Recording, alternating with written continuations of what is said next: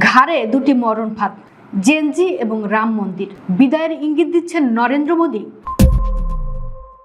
মোদী হ্যায় তো মুমকিন হ্যায়, অর্থাৎ মোদী থাকলেই সব সম্ভব।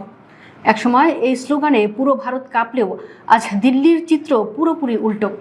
এখন মনে হচ্ছে মোদী থাকলেই বোধহয় সব অসম্ভব। যে গগনবিদারী গর্জন আর উগ্র আগ্রাসনে নরেন্দ্র মোদী বিরোধীদের হৃৎপিণ্ড কাঁপিয়ে দিতেন, লালকেল্লার ঐতিহাসিক মঞ্চে আজ সেই পুরনো সিংহকে আর খুঁজেই পাওয়া গেল না। বরং পুরো বিশ্ব দেখল এক জীর্ণ, ক্লান্ত এবং উদ্যমহীন রাষ্ট্রনেতাকে, যিনি নিজের পতন স্পষ্ট দেখতে পেয়ে আজ আক্ষরিক অর্থেই বিদায়ের ইঙ্গিত দিচ্ছেন। বিশ্লেষকরা বলছেন, লালকেল্লায় মোদীর এই নিষ্প্রভ ও করুণ পারফরমেন্সের পেছনে ঝুলছে দুটি বিশাল ও ভয়ঙ্কর সংকটের ছায়া। প্রথমটি হলো দিল্লির যন্তর মন্তরে অকুতভয় জেনজি তরুণদের উত্তাল আন্দোলন এবং তাদের উপর চালানো মোদী সরকারের নির্মম দমন পীড়ন। বাংলাদেশের মতো ভারতের তরুণ প্রজন্ম যে আজ জেগে উঠেছে, তা মোদীর রাতের ঘুম হারাম করে দিয়েছে।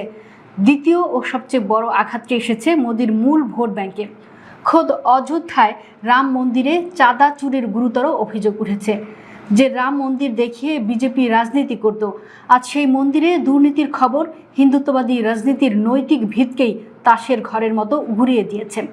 লালকেল্লায় দাঁড়িয়ে মোদী এবার এমন এক ভাষণ দিলেন, যা শুনে মনে হচ্ছিল কোনো আমলার লিখে দেওয়া ইংরেজি বক্তব্যের দুর্বল হিন্দি অনুবাদ পড়ছেন তিনি। সবচেয়ে আশ্চর্যের বিষয় হলো, মোদীর মুখে আজ চরম বিরোধী জওহরলাল নেহরুর নাম এলেও ঠাঁই পাননি হিন্দুত্ববাদের আইকন সাভারকর। শুধু তাই নয়, নিজের ভোট ব্যাংক গরম করতে মোদী সবসময় যে পাকিস্তান, চীন বা আন্তর্জাতিক ভূ রাজনীতির উগ্র মেরুকরণ করতেন, তা আজ পুরোপুরি অনুপস্থিত ছিল। হিন্দু মুসলিম দ্বৈততার সেই পুরনো রেসিপি যে আর কাজ করছে না, তা মোদী হাড়ে হাড়ে টের পেয়ে গেছেন। বিকশিত ভারত বা আত্মনির্ভর ভারতের মতো গালভরা শব্দগুলো আজ অতি ব্যবহারে জীর্ণ স্লোগানে পরিণত হয়েছে। দেশের কোটি কোটি তরুণ যখন কর্মসংস্থানের অভাবে ধুঁকছে, তখন মোদী তাদের মৌলিক সংকট নিরসনে শোনালেন অনলাইন কোচিংয়ের সস্তা সান্ত্বনা।